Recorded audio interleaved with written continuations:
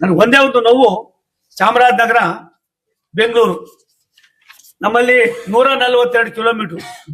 ನಾನು 1382 ಕೋಟಿ ರೂಪಾಯಿ ನಾನು ಬರಕ್ ಮುಂಚೆನೆ ಇದೆಲ್ಲ ಇದಾಗಿ ಸನ್ಮಾನ್ಯ ಮಲ್ಲಿಕಾರ್ಜುನ್ ಖರ್ಗೆ ಸಾಹೇಬರು ಮಂತ್ರಿಗಳಾಗಿದ್ದಾಗ ಇದನ್ನ ಮಾಡಬೇಕು ಅಂತ ಮಾಡಿ ಅದು ಮುಂದಕ್ಕಾಗೋದಿಲ್ಲ.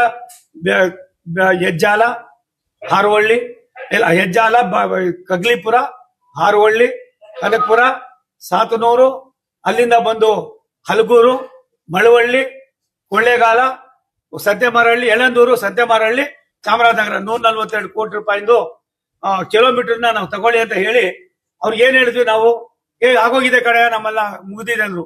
ನಾನೇನೋ ತುಂಬಾ ಖುಷಿಯಾಗಿ ಹೇಳಿ ಟೆಂಡರ್ ಕರೆಯೋಣ ಅಂತ ಕರೆದ್ರೆ ಏನ್ ಮಾಡಿದ್ದಾರೆ ಇವರು ಅಂದ್ರೆ, ದಿನಾಂಕ 12/12/24 ನಾನು ತುಂಬಾ ಡಿಮ್ಯಾಂಡ್ ಮಾಡಕ್ ಕೊಟ್ಮೇಲೆ ಒಂದು ಪತ್ರ ಬರೀತಾರೆ ನನಗೆ, ನಮ್ ಕೈಲಿ ಆಗೋದಿಲ್ಲಪ್ಪ, ಈ ಸ್ಕೀಮ್ನ ನೀನು ವಾಪಸ್ ತಗೋಬಿಡು, ನಾವು ವಾಪಸ್ ತಗೊಂಡಿದೀವಿ, ನಮ್ ಕೈಲಿ ಮಾಡಕ್ ಆಗೋದಿಲ್ಲ, ನೀವೇ ಏನಾದ್ರೂ ಮಾಡಿದ್ರೆ ಮಾಡಬಹುದು ಅನ್ನೋ ಮಾತನ್ನ ರಾಜ್ಯ ಸರ್ಕಾರ ರೈಲ್ವೆಗೆ, ರಾಜ್ಯದ ಸನ್ಮಾನ್ಯ ಸಿದ್ದರಾಮಯ್ಯನವರ ನಾಯಕತ್ವದ ಸರ್ಕಾರ, ಮೈಸೂರು ಜಿಲ್ಲೆಯವರೇ ಆಗಿರ್ತಕ್ಕಂಥ ಸಿದ್ದರಾಮಯ್ಯನವರು ಮಹಾರಾಜರೇ ಇದನ್ನ ಬರೀತಾರೆ.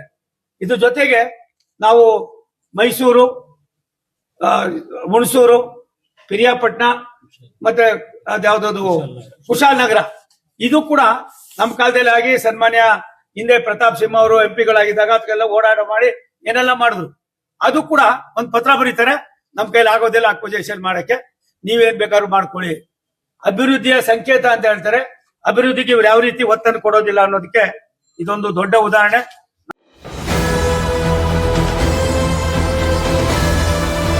ನಿಮ್ಮ ವಾಣಿ, ಇದು ಕನ್ನಡಿಗನ ಧ್ವನಿ.